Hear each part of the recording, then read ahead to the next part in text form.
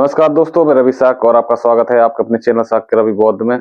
तो दोस्तों, आज है माता रमाबाई जी का जन्मदिन।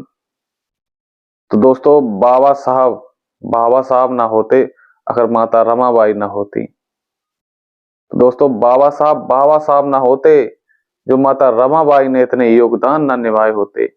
माता रमाबाई की जयंती पर सभी लोगों को बहुत बहुत बधाई एवं मंगल कामनाएं। तो दोस्तों, उनके बारे में भी जानना बहुत जरूरी है कि माता रमाबाई जी ने बाबा साहब के साथ कितना सहयोग, कंधे से कंधा मिलाकर हमारे और आपके लिए मेहनत की है। चलिए दोस्तों, शुरू करते हैं। जब बड़ोदरा के महाराज ने बाबा साहब को वजीफा दिया और बाबा साहब विदेश जाकर पढ़ना चाहते थे, तो वह अपनी पत्नी रमाबाई और 5 बच्चों को देखते हुए किस प्रकार से अपनी बात माता रमाबाई के सामने रखते हैं। बाबा साहब कहते हैं, रमा, बड़ोदरा के महाराज ने मुझे वजीफा दिया है और मैं विदेश जाकर पढ़ना चाहता हूँ, लेकिन जब मैं तेरी तरफ मुड़कर देखता हूँ तो मेरे पास 5 बच्चे हैं और आमदनी का कोई भी साधन नहीं है और मैं भी तुझे कोई पैसा देकर नहीं जा रहा हूँ। क्या ऐसी परिस्थिति में तू मुझे विदेश जाकर पढ़ने की अनुमति देगी या नहीं? रमाबाई माता रमाबाई कहती हैं, बाबा साहब, यह बात सच है कि मेरे पास 5 बच्चे हैं और आमदनी का भी कोई साधन नहीं है और आप भी मुझे कोई पैसा देकर नहीं जा रहे हो, लेकिन मैं आपको भरोसा दिलाती हूँ कि इन 5 बच्चों को मैं पाल लूंगी। आप अपनी पढ़ाई पूरी करके ही आना। और जब माता रमाबाई बाबा साहब को भरोसा दिलाती हैं तो बाबा साहब विदेश चले जाते हैं और अपनी पढ़ाई करते हैं। और इधर माता रमाबाई अपने 5 बच्चों के पेट पालने के लिए क्या क्या करती हैं। माता रमाबाई मुंबई की गलियों से गोबर उठाकर लाती हैं और उनके उपले बनाकर मुंबई की गलियों में बेचकर अपना गुजारा करती हैं। उससे जो पैसा आ जाता है उससे वह अपने बच्चों को पेट पालती हैं। इतना पैसा नहीं आता कि वह अपने बच्चों को परवरिश सही से ढंग से अच्छी तरह से कर सकें। देखते ही देखते उनका बड़ा बेटा दामोदर बीमार हो जाता है। रमाबाई के पास इलाज के लिए उतने पैसे नहीं थे, इलाज नहीं करवा पाया और दामोदर इस दुनिया को छोड़कर चला जाता है। यह बात माता रमाबाई ने बाबा साहब को नहीं बताई। बाबा साहब के द्वारा जो पत्र भेजा गया था माता रमाबाई के लिए, उसको भी जरा ध्यान से सुनिएगा। नानक चंद रट्टू खत पढ़ते हुए बोलते हैं, बाबा साहब कहते हैं कि रमा, मैं यहाँ अगर एक वक्त का खाना खाता हूँ तब भी मेरा काम नहीं चल पाता है और मैं अपना जीवन बड़ी मुश्किल से व्यतीत कर रहा हूँ। मैं अपना सुबह का नाश्ता दोपहर में करता हूँ और शाम को मैं पानी पीकर अपना काम चला रहा हूँ। और मैं जानता हूं कि तेरे सामने भी बहुत विफल परिस्थितियां हैं। तेरे पास 5 बच्चे हैं और आमदनी का कोई भी साधन नहीं है। फिर भी अगर हो सके तो मुझे कुछ पैसे भिजवा देना। इधर माता रमाबाई ने बड़ी मुश्किल से कुछ पैसे इकट्ठा किया था, लेकिन उन्हीं दिनों उनकी बेटी इंदु बीमार हो जाती है। अब माता रमाबाई के सामने एक बहुत बड़ा सवाल था कि वे उस पैसे से अपनी बेटी का इलाज कराएं या अपने पति को दिए गए वचन को निभाएं। लेकिन एक मां ने फैसला किया और वह पैसा बाबा साहब को भेज दिया और इधर उनकी बेटी इंदु ने भी दम तोड़ दिया और ये बात भी माता रमाबाई ने बाबा साहब को नहीं बताई। और कुछ समय के बाद बाबा साहब अपनी पढ़ाई छोड़कर बड़ोदरा में महाराज की रियासत में नौकरी करने के लिए आते हैं। तो रमाबाई खुश हो जाती हैं और कहती हैं, अब तो मेरे पति डॉक्टर बन के आ रहे हैं। अब मेरा पति नौकरी करेगा, तनख्वाह कमा कर लाएगा। अब तो अपने बच्चों को मैं भरपेट खाना खिलाऊंगी। अब तो मेरी जिंदगी के दिन बदल जाएंगे। बाबा साहब जब दफ्तर में प्रवेश करते हैं तो चपरासी टाट को खींच लेता है और पानी के घड़े को उठाकर अलग रख देता है। बाबा साहब कहते हैं उस चपरासी से, अरे चपरासी, जरा मुझे फाइल तो ला कर देना। चपरासी फाइल को डंडे से उठाकर देता है। बाबा साहब कहते हैं, क्या बदतमीजी है, ये क्या हो रहा है? तुम एक चपरासी होकर मेरे साथ ऐसा व्यवहार कर रहे हो, ऐसा क्यों कर रहे हो? चपरासी बोलता है, अंबेडकर, तुम पढ़ लिख जरूर गए हो, लेकिन इसका मतलब ये नहीं कि तुम हमारी बराबरी पर आ गए हो।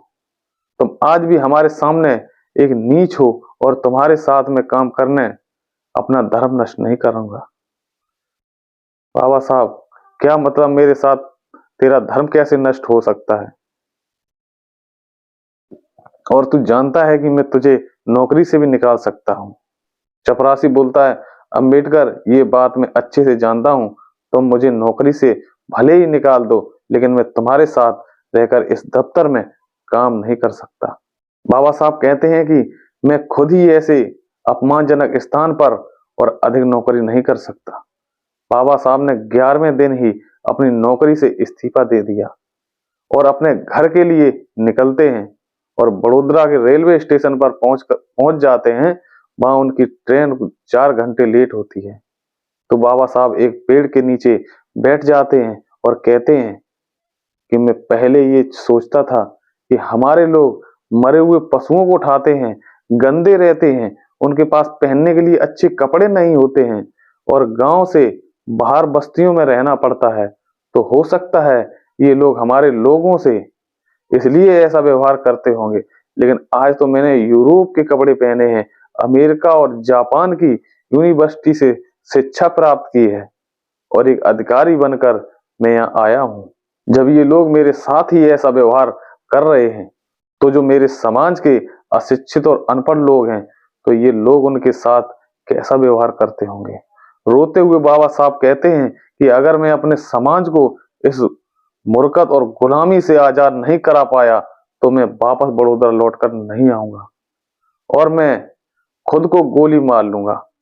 बाबा साहब जब नौकरी छोड़कर अपने घर पहुंचते हैं और ये बात रमाबाई को पता चलती है, तो रमाबाई को बहुत दुख होता है।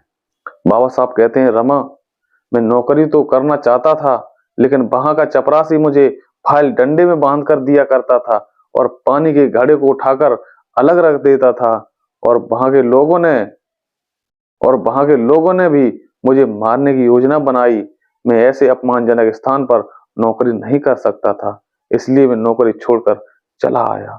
माता रमाबाई कहती हैं, बाबा साहब, आपको जैसा अच्छा लगे आप वैसा काम करें, मैं आपके साथ हूँ। फिर बाबा साहब को अपनी अधूरी पढ़ाई और बड़ोदरा रेलवे स्टेशन पर लिए गए संकल्प का ख्याल आता है। तो बाबा साहब फिर से विदेश जाकर हम सबकी गुलामी का कारण खोजते हैं, जो हिंदू धर्म के ग्रंथ मनुस्मृति में लिखा हुआ होता है। इधर उनका तीसरा बेटा रमेश भी इस दुनिया को छोड़कर चला जाता है। इस प्रकार से बाबा साहब के 3 बच्चे कुर्बान हो जाते हैं। जब बाबा साहब विदेश से लौटकर आते हैं, तो हमारी गुलामी का व नीचता का कारण हमें बताते हैं। बाबा साहब कहते हैं, मैं बड़ी मेहनत और लगन से जान पाया हूं कि हमारे समाज के साथ जो नीचता भरा और गुलामी का व्यवहार हो रहा है, उसका कारण हिंदू धर्म के ग्रंथ मनुस्मृति में लिखा हुआ है। और मैं आज से घोषणा करता हूं कि 25 दिसंबर सन 1927 को पूरे देश की मीडिया को सूचना देकर इस व्यवस्थावादी हिंदू धर्म ग्रंथ मनुस्मृति को अग्नि की भेंट चढ़ाकर आप सबको आजाद करा दूंगा। और बाबा साहब 25 दिसंबर सन 1927 को हजारों लाखों की संख्या के सामने हिंदू धर्म ग्रंथ मनुस्मृति को अग्नि की भेंट चढ़ाकर आप सबको, हम सबको इस नीचता और चिल्लता भरी जिंदगी से आजाद करते हैं और कहते हैं, मैं ऐसी किसी भी बात को नहीं मान सकता जो अमानवीय है और आज के बाद ऐसा कोई भी विधान व कोई भी कानून मेरे समाज के लोगों पर लागू नहीं होगा जो अमानवीय है, क्योंकि यह विधान जबरदस्ती हमारे समाज के लोगों पर थोपा गया है। उसके बाद बाबा साहब मुंबई की कोर्ट में वकालत करते हैं, तो उनका जो चौथा बेटा होता है राय रतन, वह भी बीमार हो जाता है। तो देखिए वो दृश्य, माता रमाबाई, नानक राम रट्टू, जाओ जल्दी से बाबा साहब को बुलाकर लाओ, क्योंकि हमारा जो बेटा है राय रतन वह बहुत बीमार है और वह लंबी लंबी सांसें ले रहा है। नानक राम रंटू बाबा साहब से कहते हैं, बाबा साहब जल्दी से घर चलिए, आपके पुत्र राज रतन की तबीयत बहुत खराब है और माता रमाबाई ने आपके लिए बुलावा भेजा है। जैसे ही बाबा साहब दौड़कर घर पहुंचते हैं और राय रतन को गोदी में लेते हैं तो राय रतन भी दम तोड़ देता है। अपने चौथे बेटे की मौत पर पति के सामने माता रमाबाई क्या कहती हैं, बाबा साहब बस करो, बाबा साहब अब तो बस करो, क्योंकि आपके समाज सुधार की लालसा ने और ज्ञान पाने की लालसा ने मेरा पूरा घर उजाड़ कर रख दिया। मैंने एक एक करके अपने 4 बच्चों को दफन कर दिया। बाबा साहब अब तो बस करो। उसके बाद बाबा साहब क्या बोलते हैं, रमा तू तो मुझे रो करके बता पा रही है, लेकिन मैं तो रो भी नहीं पा रहा हूँ। मैं तो रोज ऐसे सैकड़ों बच्चों को मरते हुए देखता हूँ। रमा तू चुप हो जा, रमा तू चुप हो जा। माता रमाबाई कहती हैं, बाबा साहब मैंने आज तक आपकी हर बात को माना है और इस बात को भी मान लेती हूँ और चुप हो जाती हूँ, लेकिन आप मुझे इतना बता दो कि आप बड़े फक्र से कहते थे कि तेरा बेटा राय रतन एक दिन देश पर राज करेगा, लेकिन हमारा बेटा अब इस दुनिया में नहीं रहा। तो आप मुझे यह बताओ कि ये इस देश पर कैसे राज करेगा। बाबा साहब कहते हैं, रमा ये बात सच है कि हमारा ये पुत्र अब इस दुनिया में नहीं रहा, लेकिन मैं तुझे भरोसा दिलाता हूँ और राय रतन के पार्थिव शरीर को सौगंध खाकर कहता हूँ कि मैं अपने जीवन में ऐसा काम करके जाऊंगा कि हर रमा की कोख से पैदा हुआ राय रतन और हर माँ की कोख से पैदा हुआ बेटा इस देश का राज करेगा। मैं तुझे भरोसा दिलाता हूँ। इतना कहने के बाद बाबा साहब अपनी जेबों में हाथ डालते हैं और राय रतन के कफन के लिए भी उनके जेब में एक पैसा तक नहीं होता। इस बात को माता रमाबाई जानती हैं और रमाबाई अपनी साड़ी का दुपट्टा फाड़कर राय रतन के ऊपर डाल देती हैं और बाबा साहब को ख्याल आता है कि मुझे गोलमेज सम्मेलन के लिए लंदन जाना है और बाबा साहब राय रतन के पार्थिव शरीर को छोड़कर लंदन के लिए निकलते हैं। तभी पीछे से उनका भाई दौड़कर आता है और कहता है, भाई भीम तू पागल हो गया है, कि तेरा पुत्र मरा पड़ा है और तुझे विदेश जाने की सूझ रही है। तू कैसा बाप है जो अपने पुत्र को इस अवस्था में छोड़कर विदेश जा रहा है, और ये समाज क्या कहेगा। अपने पुत्र को कंधा देकर उसका अंतिम क्रियाकर्म तो कर ले। बाबा साहब कहते हैं, भाई मैं जानता हूं कि ये मेरा पुत्र मरा पड़ा है, लेकिन मैं यह भी जानता हूं कि अगर आज मैं गोलमेज सम्मेलन के लिए लंदन नहीं गया तो गांधी एंड कंपनी के लोग मेरे करोड़ों लोगों को मार डालेंगे और उनके सारे हक अधिकारों को छीन लेंगे। इसलिए मैं एक पुत्र की खातिर अपने करोड़ों लोगों को बलि चढ़ाते हुए नहीं देख सकता। यहाँ तुम सब लोग हो, तुम संभाल लोगे। ऐसा कहते हुए बाबा साहब अम्बेडकर गोलमेज सम्मेलन के लिए लंदन चले जाते हैं और शोषित पीड़ित वंचित समाज को उनके हक अधिकार दिलाने का काम करते हैं।